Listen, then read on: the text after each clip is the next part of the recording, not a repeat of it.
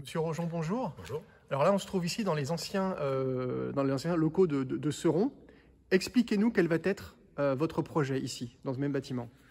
Alors, dans ce bâtiment que je rachète, en fait, je rachète les murs, la totalité du bâtiment Céron, avec une partie conjointement avec la mairie, et un peu plus en détail tout à l'heure. L'idée, c'est d'y créer avant tout une brasserie. Mais quand je dis brasserie, je parle d'outils industriels. On parle de microbrasserie. Alors, je ne sais plus, compte tenu de la taille, si on parle de micro, mais en tout cas, on a la volonté de faire une belle brasserie. Donc, un outil de production qui partira de la malterie, en passant par les cuves de brassage, jusqu'à la fermentation et expédition. Voilà. Le bâtiment, il y a de la surface, autour de 4000 m² qu'on va conserver. On va y joindre ce qu'on appelle un brewpub, en fait, une zone de consommation sur place autour d'un bar. Une partie restauration en haut. Et puis quelques activités connexes comme un coworking sur la partie du milieu et du château, des salles de séminaire, salles d'exposition. Et là, on donne sur le parking Carrefour, sur tout ce côté-là. Il me restait encore de la surface, donc cette surface, j'ai décidé je vais la louer à des porteurs de projets qui auraient des activités qui pourraient être connexes avec le lieu. Voilà, on pense à tatoueur, on pense à barbier, on pense à épicerie fine, caviste et autres activités qui auraient du sens avec notre univers.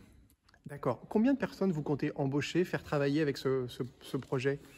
Le projet, il est ambitieux. On a la volonté, on aimerait bien créer un maximum d'emplois. On part en tout cas sur une quarantaine pour notre partie à nous. Voilà. Et avec les boutiques connexes, on espère amener plus de 50 personnes sur ce lieu. Ça serait génial. La bière qui sera produite ici aura un nom particulier? Alors, oui, on est en train d'y travailler. En tout cas, ce que je peux vous dévoiler, c'est que le bâtiment s'appellera Maison Mélotée. Maison Mélotée Brasserie. Ça, c'est le nom de la brasserie. Et les bières, en fait, c'était ici historiquement une imprimerie créée par Paul Mélotée sur la reprise des entreprises de son père. Ils ont créé ce bâtiment qui a été finalisé en 1910 à peu près. Il a été quand ce bâtiment il a été recréé fini en 1910, c'était des imprimeurs, des éditeurs, et ils étaient surtout spécialisés dans l'édition de livres pieux. Ici aussi parce qu'on a une grosse culture du cuir dans la région. Et il y avait toutes les couvertures en cuir des missels et autres livres de prière.